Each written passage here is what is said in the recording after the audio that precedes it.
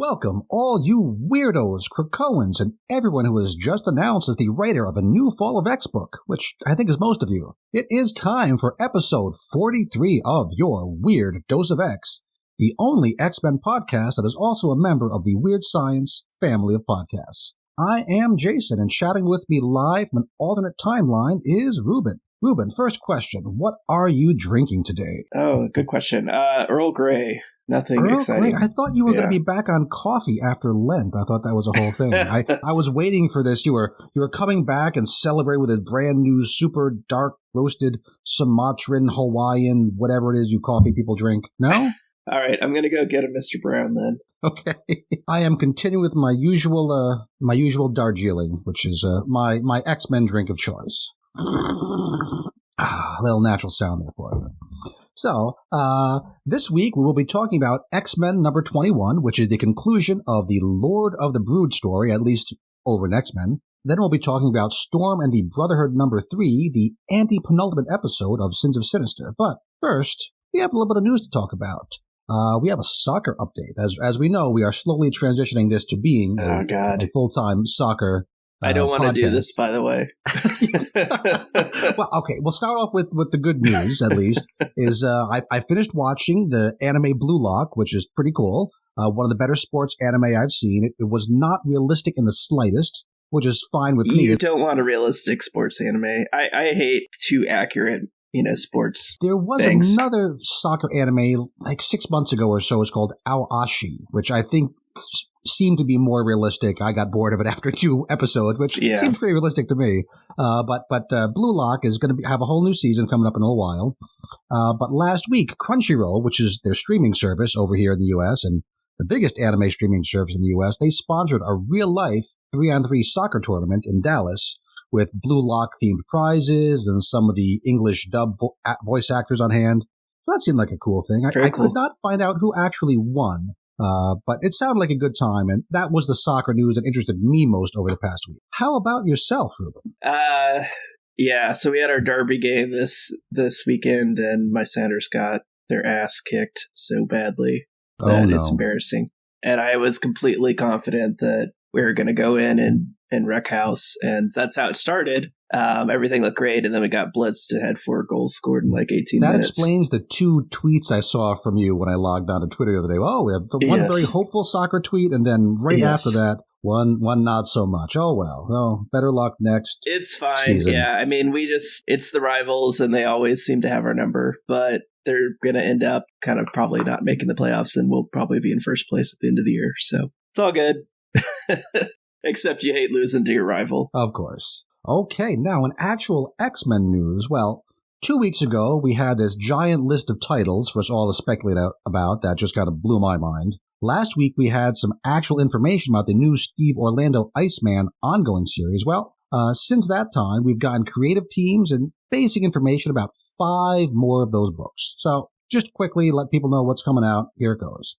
First up, we have Dark X-Men, written by Steve Fox, art by Jonas Scharf. Now, we did speculate that this title might have to do with that outpost of Limbo left in New York City at the end of Dark Web, and hey, that was correct. So I'm starting with one we got right.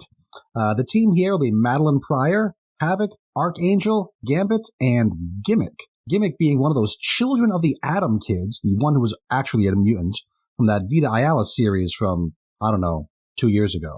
Did not expect to see her again. And I don't see a listing of how long this series will be, but I'm pretty sure it's a mini. With that Dark Web, I know you didn't love it that much, but the Dark Web X-Men, is that coherent? It's just a standalone story, or do you really need to read the event to understand what's going on? Well, I think it'll be fine. It's all just, you won't see what's going on over in Limbo. So it's kind of a split between New York City and Limbo and what the X-Men characters are doing, what the Spider-Man characters are doing. All it really comes down to is that, there's now an outpost of Limbo in New York City, and that's where Madeline's hanging out, and she's kind of on good terms with Jean Grey again, and Havoc's kind of hanging out with her. Saying don't even go back and read the Dark Web thing, I didn't think it was all that. It was just a lot of silliness. It was very, very light comedy. Didn't seem to be taken seriously, but here it is, continuing on in another book, so maybe it is meant to be taken seriously. Next, we have Realm of X, which we thought might have something to do with Betsy Britton, But no, this is to be written by Torun Gronbeck, art by Diogenes Neves, or possibly Neves. These are mutant characters playing in a Thor kind of a space, starting in Vanaheim. The team will be Magic, Danny Moonstar, Marrow, Dust, who's been seen lately on Mars and Legion of X and other books, Curse, a kid from that X-Men Green arc on X-Men Unlimited, and Typhoid Mary. That seems like one of those, somebody pushed a randomizer button on a website somewhere. I mean, Magic and Danny make sense together, but the others are just crazy. Yeah, I'm not a big fan of this writer either, so I'm pretty low on this announcement. She hasn't had any real prominent books. She's kind of been cleaning up on the edges of books that Jason Aaron writes for. So she's done some Thor things. She's done, I think when Donny Cates kind of went away for a little while, she filled in on some of his stuff. She's done some tie-ins for Aaron's current Punisher run. She hasn't really had her own title so much, so we'll give this a shot. I have not been crazy about any of the books she's put out, but she's a fairly new writer, and maybe this, again, Hellion seemed like it couldn't possibly work, because that had a crazy team, and that was my favorite book in all of this entire era of the X-Men. So I see a crazy team. I think maybe it'll be good. She wrote a story in the Warhammer 40K space that pretty much killed all the goodwill I had for that universe being turned into comic books. So, not excited at all. And took characters that I thought were, in theory, interesting and made them extremely boring. I kind of need to see how Typhoid Mary is going to play with all these other characters. It could be a complete train wreck, but like a train wreck, I'm not going to look away. I'm going to check it out. Next, we have Uncanny Spider-Man. Now, this one hurts my brain. We did speculate that Cy Spurrier might get another series to continue that story he's been telling through Way of X and Legion of X and Nightcrawlers even. I did not expect that Uncanny Spider-Man would be that book. Yeah, this is Cy Spurrier still telling more Kurt Wagner Nightcrawler stories. Nightcrawler is going to put on a Spider-Man outfit and swing/bamf around New York City. I don't get, I've seen pictures of the costume. Have you seen sketches of his new costume? Yes, I have. The costume goes over and around his tail. Yes. I've never had a tail, but that can't be comfortable. Confused. Yeah. I have never thought of those characters associated with each other, although I do remember way back in like the 80s, 90s, the X-Men spent a lot of time hanging out in New York, so I guess they would be aware of Spider-Man, but I can't think of a single time that like there was any affiliation between those characters. It's really bizarre. There have been some hints that this book might try to answer some questions about Kurt's like actual parenthood, which is something that they played with in continuity back and forth so many times. Will it be just more back and forth? Will it be anything definitive? Who knows? The art will be by Lee Garbett, who I like. He did the Death of Doctor Strange series. So if nothing else, I expect it'll look really nice. And that will be a 5-issue mini. Next up, Alpha Flight. Now, I'm not sure how deeply this will even connect to the story of Krakoa. Right? None of the solicits for these new series even mention Krakoa, which is odd. Right? We can talk about that when we speculate there, but nothing here is about, here's what's happening on Krakoa. This mini will be written by Ed Brisson, who wrote about 8 issues of New Mutants way back at the start of Krakoa. You might remember that he and Hickman were kind of trading back and forth in the title for a while, with Hickman telling the story in space, and Brisson doing that bit with Boom Boom and company fighting a bunch of Hicks at Beak's farm. Do you remember that story? It was a long time ago. Now, this is Brisson's first time back in the X office since then. So it seems to be kind of a bookend, in there at the beginning, here at what kind of feels like the end. Characters here will include Guardian, Puck, Snowbird, and Shaman, and they seem to be opposing a group that has Aurora, Northstar, and Nemesis on it. Some of those are mutants, right? At least Aurora and Northstar? Again, what this has to do with anything, who the heck knows? We'll check it out. It will be a 5-issue mini. Next up, Ruben's dreams do come true. We have Children of the Vault. Besides the Vaulties, or Vaultites themselves, the main character in this book will be Bishop and Cable. Okay. I can see, there's a thread of continuity here tied in with X-Men books, although I would have expected maybe Laura or Sync or Forge to be involved. We haven't heard about them yet. This is to be written by Dennis Deniz Camp with art by Luca Maresca. This seems to be Camp's first work for the big two. He's recently done a series for Image called 20th Century Men, not to be confused with 20th Century Boys, the classic manga title. And Maresca has been the artist on Marvel's Monica Rambeau Photon book and also on the first arc of Rainbow Rowell's She-Hulk. And it will be a 4-issue mini. So, Ruben, you have this reserved already at your comic shop? I should. I'm definitely getting it. That's the one I'm most interested in, the ones that have been announced. Although I don't know this writer, which kind of makes me anxious a little bit. But it's all right. Yeah, in the interviews for their promos, he seems very excited to be writing these characters, as, of course, all the writers always say. He says he's going to be kind of filling out the culture and history and characters of the children, which could be fun. Yeah, which is good. Unfortunately, I may be like the only person that's read everything that they appear in, so I'm going to be looking at this with a very critical eye, but... Okay, you will be our expert for that book.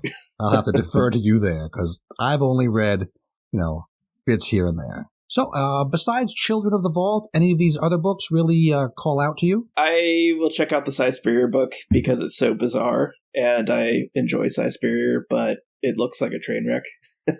I think that's the one I'm most intrigued by, too. I mean, I just need to see what they were thinking there. Uncanny Spider-Man, it's just... Yeah. How could that possibly make sense? It seems like it can't, so I must read it. But, yeah, I mean, I'll check them all out. I just am not excited about them.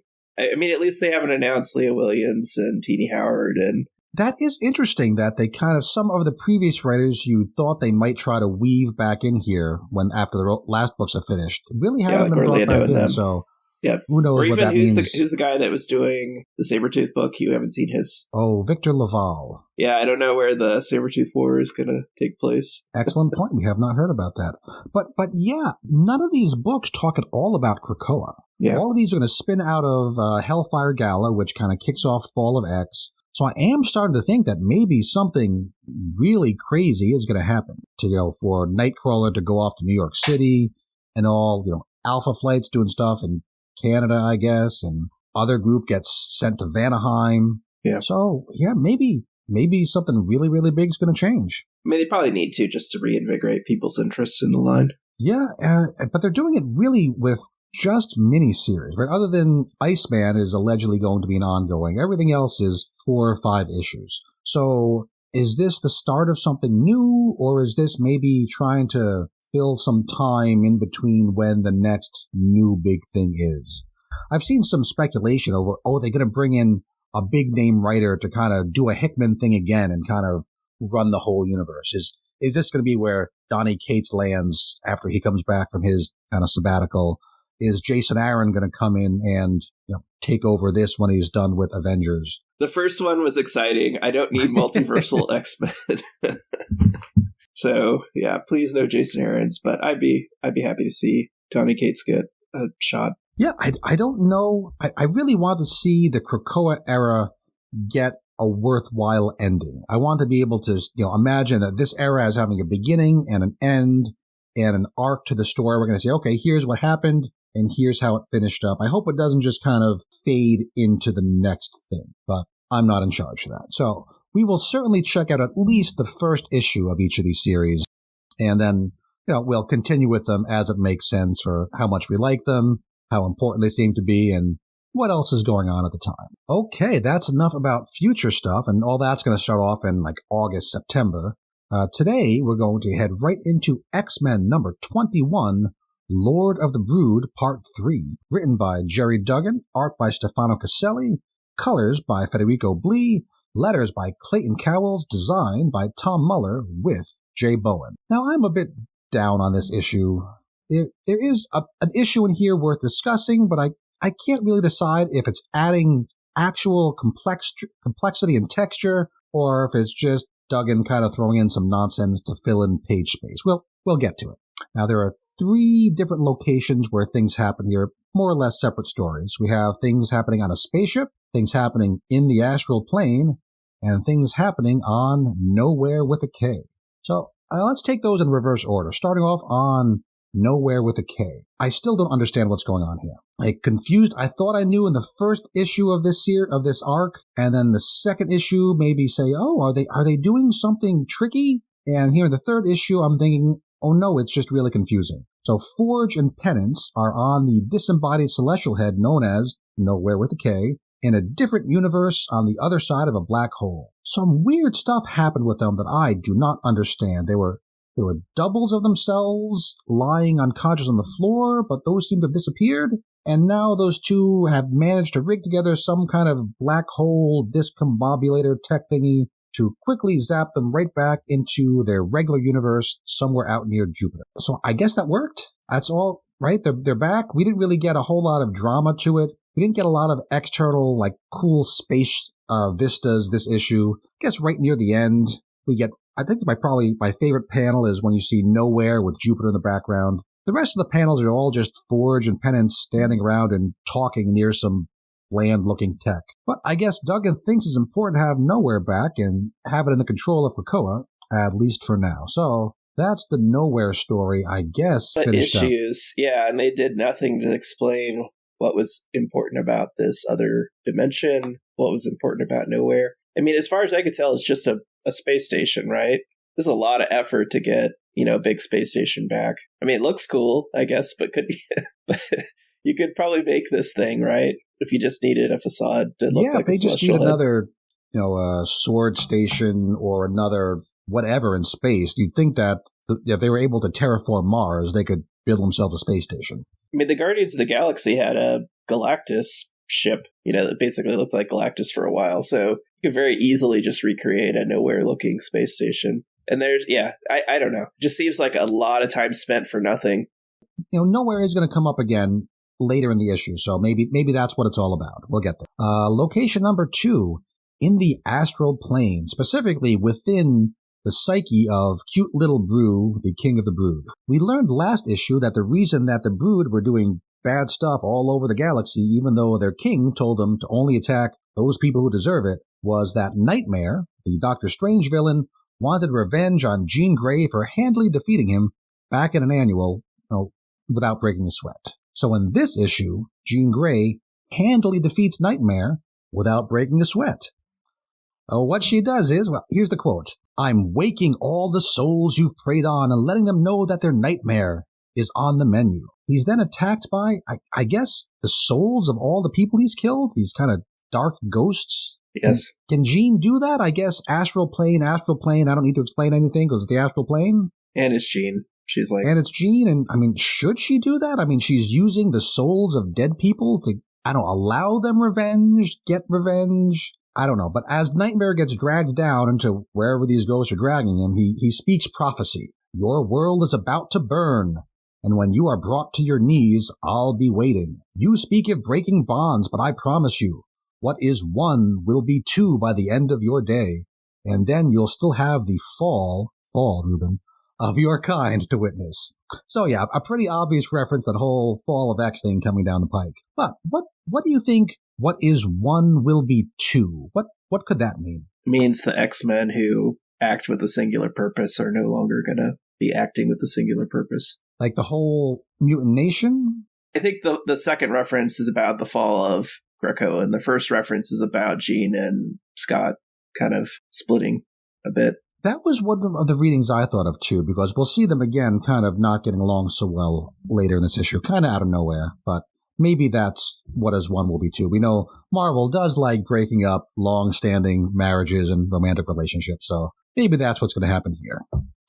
And, Reuben, I know you think that I make too much of this, and maybe I read too much into things, and maybe that's true, but once again, this is Marvel presenting one of their big female characters as being so perfect and so untouchable. There's no struggle, no threat. You never think that Nightmare is going to get away with anything here. There's just no possibility. Like Mary Poppins, she's just practically perfect in every way, which I think is kind of boring. But, maybe I'm overacting. I'm sure we won't see another instance of this trope later on this very same episode. Couldn't possibly happen. I do think you normally make too much of this, but the characterization of Jean is getting obnoxious. And she's definitely is like a MacGuffin. She's always right, and her powers are always enough to stop whatever needs to be stopped, which is bizarre to me. It does seem that way, yes. Moving on to our third location, on a spaceship. So the rest of the X-Men have rescued this kind of grab bag of various generic alien types from a brood-infested world. This is the very same world where Cyclops' dad, Corsair, had been infected by the brood and was just barely saved through emergency surgery with claws and such. Sadly, no one thinks to check all those generic alien types to see if they too might be carrying brood babies. One of those various generic aliens comes up brood positive, and Sync belatedly uses telepathy, which takes him all about 5 seconds to scan all of them, so I don't know why I didn't do that before.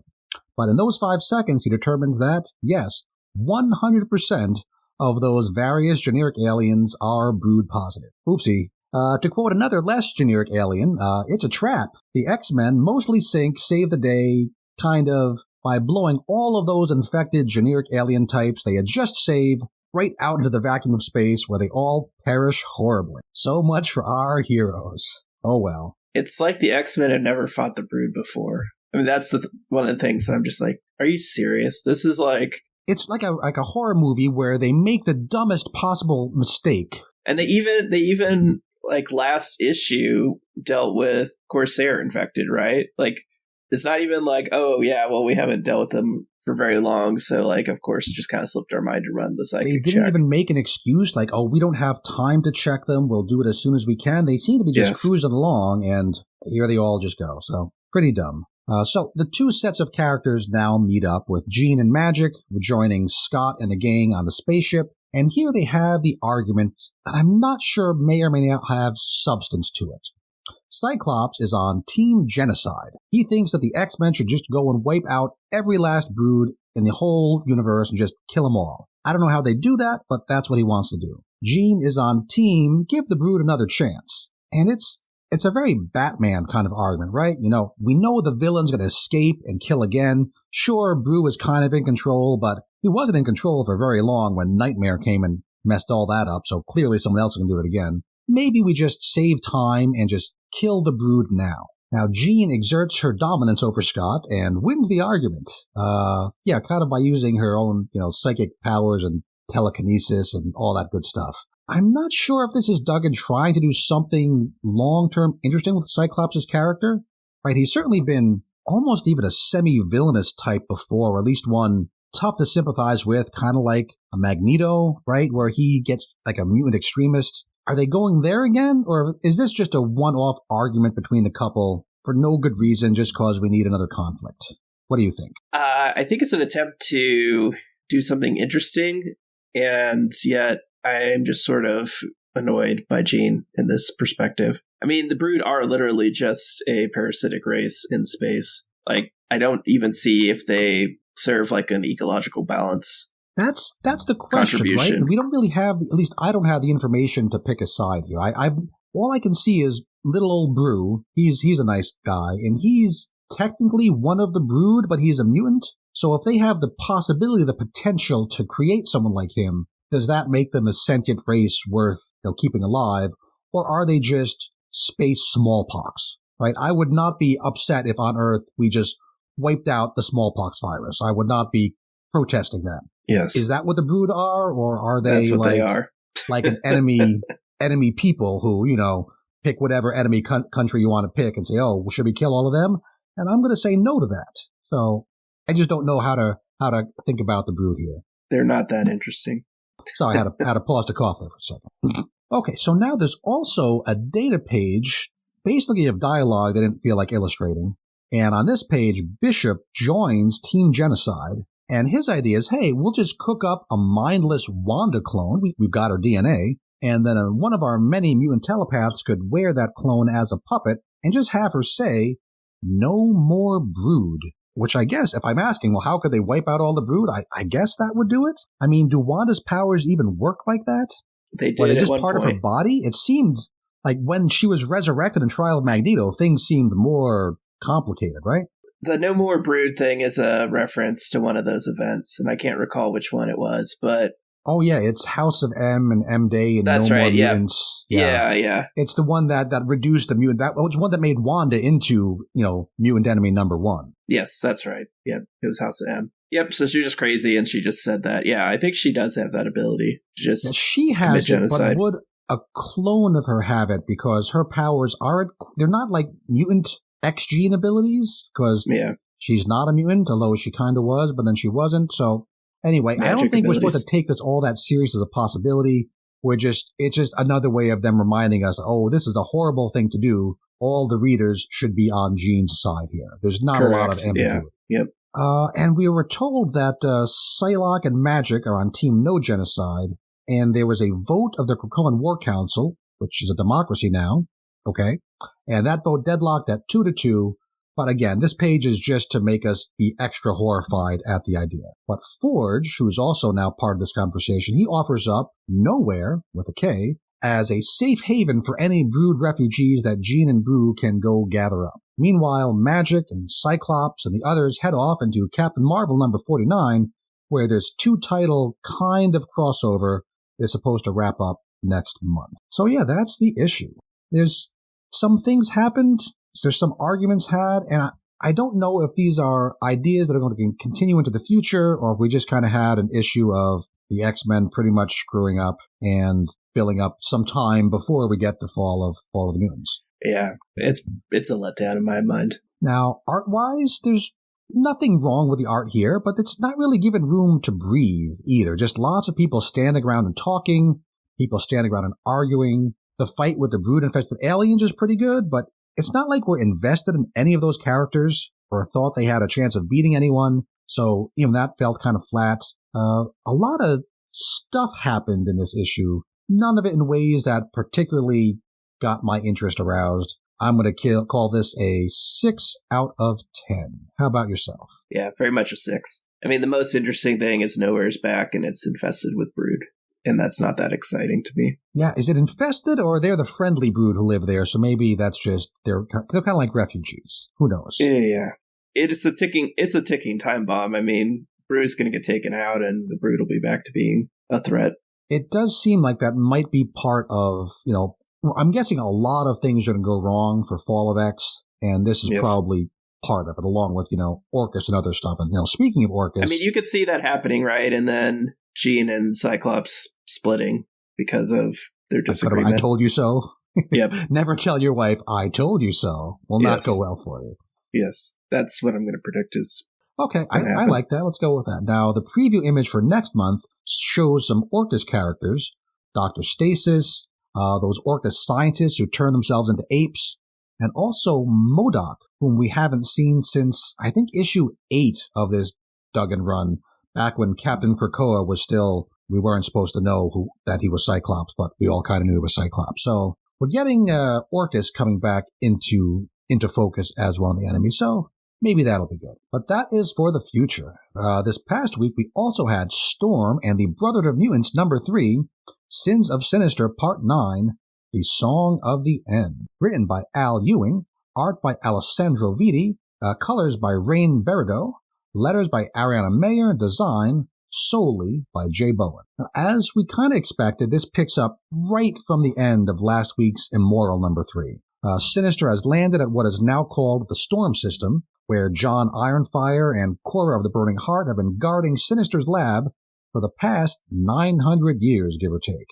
Remember, it was a really, really big deal in number 2 when Storm sacrificed herself to cast the spell that sent her Sinister's lab, way the hell out to the, outskirts of the galaxy. There's a pretty heavy narration that flows through this issue. Now, there was not this narration in prior issues of this series. The narrator's not named, but based on the font choice and the flowery language and the poetic 6-5-4 syllable pattern, this has got to be Lotus Logos. There's no one else who talks like this. And while the earlier books had the feel of old science fiction movies, this issue seems to be trying to feel more like the Iliad or the Aeneid, epic poems about heroes fighting and dying, which makes sense because the issue is essentially one long battle, with Emma and her Empire of the Red Diamond having tracked Sinister to the Storm System. I would have thought that Emma and John might be on the same side here, right? Because don't they both want this messed up world to continue? Don't they have the same position here? I'm not quite sure what Emma's after, other than, we got to get Sinister. Yeah, I think she's just bored and wants to conquer something else. It doesn't seem like there's a real strong drive here, other than maybe, she thinks that the original Sinister is going to cause some problems. So I don't know why John doesn't just turn Sinister over to her and say, yeah, you take this bozo. I'm going to keep this universe ticking along by guarding this lab here. We seem to have our interest in common, but does he know we get a why? Big fight. Does he know what Sinister's trying to do? I mean, that's the only thing I can think of is Sinister shows up and he's like trying to get access to it, but I don't think John necessarily knows what he'd be able to do with that. He knows not to trust her. We don't really know what he's been up to. We get this hints that he feels bad that he didn't trust Storm enough at some point, and I don't think we know what that's about, do we? No. So his whole mentality, his whole goal is pretty nebulous to us, unless I'm missing something. So, Emma and her Empire of the Red Diamond are attacking using a whole new set of Chimera. These are a group called Codename High Summers. These are a combination of Cyclops, Havoc, and Vulcan, all the Summers boys. They also throw in an old X-Men villain called the Living Monolith. Next, we have Codename Loud Hailer. These folks are a blend of Lotus Logos, Siren, Banshee's daughter, Frenzy, and Random. Third, we have Codename Hot Claw. Did we really need to call back to that little era when Logan had hot claws? I don't know. Actually maybe a little funny. Too cute. I thought it was funny. Okay. There are no Wolverines in this mix, just the Catgirl sisters, Feral and Thorn, plus Mercury, who's been a background character a couple times in the Cy Superior books, and Pete Wisdom, to make the claws hot. Can't have hot claws without someone to make the claws hot. And finally, we have codename Sage Advisor, who is a blend of Sage, Betsy Braddock, Artie Maddox, who's that pink kid from the original X-Force who can project mental images, and Jamie Madrox, so he can make a bunch of them. Also, Emma herself climbs into what is called the Mistress Mold. Not Master Mold, the Mistress Mold, because it's Emma, bondage, get it? Which is a giant diamond kaiju that Emma mentally commands from inside, sitting in what looks like a nice warm bath. Okay, Emma likes baths. Too bad we'll never get to see Emma's kaiju fight against Beast's kaiju over in the other timeline. I think that could be a fun scene, don't you think? Beast like more Krakoan organic one and her diamond thing, and he's breaking submarines and she's shooting laser beams and whips. Why not? And again, all this stuff sounds really cool. Like all those words I just said, all those mutants I listed, all those different, circuits of mutant powers. It all sounds cool, but there's no depth. We will never get to know any of these characters. Their specifics are not important to understanding the story. It's just we need to have some, big badass fighters, and let's throw a bunch of names into a hat and make a joke about hot claws and throw it out there to look cool. Which I think is sadly a lot of my problem with this issue is just it's a lot of flash over very little substance. Yeah, this in my mind is one of the worst issues I read from Ewing in a long time. And definitely the worst issue of this event. I just found it annoying and boring. I'm not a big fan of the Saga writing, and I don't understand how Lotus Logos could be the one relaying this, given that I thought he was dead. But we've seen this narration in X-Men Red a whole bunch of times, and it was fine there because it makes sense. So I don't know if we'll get next issue or in the future some kind of idea of them actually pointing out who this is, or if it's just Al Ewing likes this style of narration and just kind of went with it. And then we have this garrison that the heroes are on that's on fire. And I was like, what purpose does the fire serve at all other than to just look, I guess, menacing? But you're using this to fight against spaceships? But nobody's standing in the fire, right? And fires, it's just bizarre. Core of the Burning Heart just projecting her energy throughout the station is all I can get out of it. Well, so we've got this big old team of enemies attacking. How can Ironfire defend against this? Well, he uses his own post-apocalyptic version of The Five to cook up another storm. I'm going to say a whole bunch of new names now. Old Oda lays an egg. Conveniently Sinister has a bit of Storm's DNA to inject into the egg. Krana the Commander commands the egg to live. Bloodroot the Bone Shaper does the bone shaping. Genus, the Mind Flayer, takes memories of Storm from John Ironfire to give this newly hatched person some version of Storm's personality. This I thought was kind of interesting because there's no Cerebro backup here. There's no waiting room.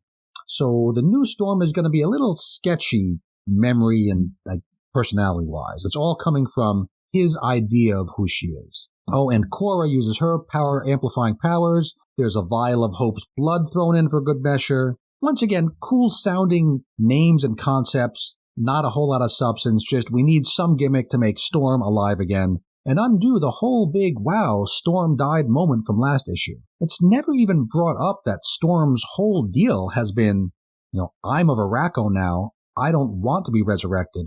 One life is enough. You'd think there would be a big thing. Well, we thought it was a big thing when, wow, Storm dies. Now it should be an even bigger thing when, wow, Storm's alive again, kind of. But it doesn't feel that big. Well, not really Storm. And I'm sure they didn't bother to include that memory in the clone that they brought back. Of all the things that John Ironfire would know about her, yes, that would be a big one, I would think. So if they're using his memories, I would think, I shouldn't be back would be a prominent part of that, but it doesn't come up. Well, maybe he doesn't think this is her, and he just thinks this is a tool that he's deploying in this conflict. I guess, but again, he seems to have this whole emotional thing going on where, I didn't trust Storm enough in the past, so I'm going to trust this Storm now, which doesn't work if it's not really Storm. So again, the whole emotional resonance and power and structure of it feels a little shaky. So, Cora charges this new Storm up because she can supersize her powers, and this new charged up Storm handily defeats Emma's kaiju without breaking a sweat. Hey, have I heard that phrase somewhere before? Yes, the new Storm does die again, but only as a result of just how strong her own powers are. 2 issues in a row, the only character allowed to defeat Storm is Storm. And I'm not even going to say it, I'm just going to throw that out there and just kind of go, I don't understand what Storm did to defeat the kaiju. It seems like she created some sort of sun or something. Lightning and then got powers, radiation but poisoning. lightning is electricity, and she used, it's electrical forces holding the molecules of the kaiju together, so her lightning electricity disrupted that, but blowing up how all did the she atoms get radiation created, poisoning? blowing up all those atoms, disrupting the atoms of that structure, released a bunch of radiation, and she didn't remember to shield herself from it because she's 6 minutes old, is what I took out of this. There's probably science that says that's exactly what would happen, and here I am being critical. I thought it was sciencey enough with the hand waving of, mutant powers and stuff that's fine. But again, it would just need to have a big battle, and we need Storm to win. So in the final panel here, Sinister uses a gun made from the hand of that Doombot from last issue to shoot John Ironfire in the back of the head. So I think Sinister is the only one left alive here. John Ironfire, presumably dead, having just been shot. Cora's dead. All the new 5, we just met them, they're dead. The Doombot's dead. Emma and her Chimera are dead. And Storm is re-dead. Is anyone else still alive, or is it just Sinister at the place where he wants to be, outside the fence? I'm assuming that Rasputin 4 is still alive, because we haven't resolved that storyline. We don't hear anything about Rasputin 4 in this issue. We left her last time floating in the middle of space. This was 900 years ago. And she heard a voice and presumably was about to make a deal with Mother Righteous. Yes. So I'm sure we'll see or hear from her going forward, but at least right at this particular spot. She's got to be almost here, because that's the final conflict, right? That has to be. It certainly seems like Mother Righteous is going to be a huge deal in these last 2 issues of Sins of Sinister, so we'll have to see how that goes. I also hate the idea that the Doombot's hand can function as a severed hand, as a gun. It makes no sense to me, just the way I know of electronics working, right? Distributed batteries, power sources, I don't know. Doesn't make any sense. It's just dumb. It's to make a handgun joke. So, big picture, the art here has that same scratchy, sketchy, heavily inked style we saw in Immoral number 3. It does the job fine. It kind of gets that gritty, horrors of war, horrors of battle feeling across, but there's no single page that really wows me like that Exodus Planet page did last time. The full page splash of Emma's kaiju is probably the best, and even that's kind of silly, right? This giant Emma kaiju holding a whip in space, more silly than impressive. And so in this issue, there's a whole bunch of cool words and concepts tossed into the blender. Storm is alive again, and then dead again in the space of just a few pages. Storm is in the same location he was at the end of Immoral, but with a bunch of dead characters around him.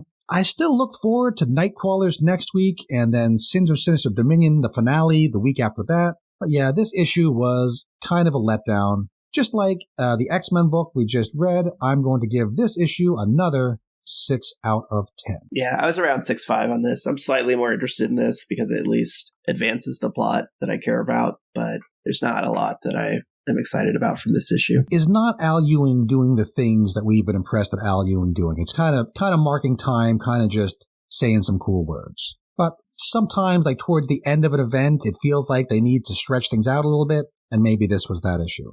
Maybe things will speed up next time. So, next week, speaking of next time, we have Bishop War College number 3 of 5. We weren't too crazy about issue number 2, but we'll do at least a brief update on what Bishop's up to in that alternate universe and what his team is doing stuck under Krakoa with those Fenris twins. Probably a 2-3 minute thing, but you'll hear about it. I bet they're yelling at each other, and I bet Bishop is still shocked about being in the all-black universe. Next, we'll talk about X-Force number 39, which promises to be a, quote, new era of X-Force. And we're told that Colossus and Wolverine are going to join X-Force. And I was confused because I thought Wolverine was on X-Force. But this is Laura being on X-Force. More specifically, this is the younger Laura, I'm pretty sure, being on X-Force. Okay. Boy, have they confused Wolverine? The codename Wolverine is just way too complicated these days. So she's done partying with the girls and with the vampire people, yeah. I think so, yeah. And because the older Laura we're supposed to call Talon now, so this is Wolverine, but not Wolverine. It's anyway. We'll read the book. We'll tell you about next time. This I think is supposed to start paying off that whole Chronicler plot point. You know, the secret control of Colossus that's been simmering for, it seems like forever. So that thing is going to finally start paying off. And we will be talking about Nightcrawler, number 3 of 3, the penultimate chapter of Sins of Sinister. And some of those sound like they might be pretty good. So I know this week we're kind of down on things, but hope springs eternal. We hope this big event finishes strong. We hope this new era of X-Force really kicks off with a bang. And we hope that as we head into Fall of X, we get another burst of creativity and some more wind in our sails. So keep hope alive. That was a really weird place to use that quote. Jim should probably edit that out. But, Ruben, what do we say at the end of every episode of A Weird Dose of X? Read more X-Men comics. Bye-bye.